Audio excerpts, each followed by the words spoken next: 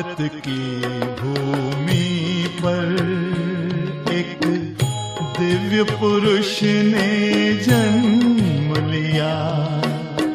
भारत की भूमि पर एक दिव्य पुरुष ने जन्म लिया। नवयुग का निर्माण कराने,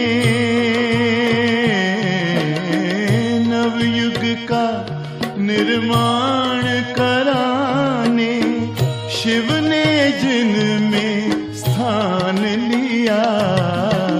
भारत की भूमि पर एक दिव्य पुरुष ने जन्म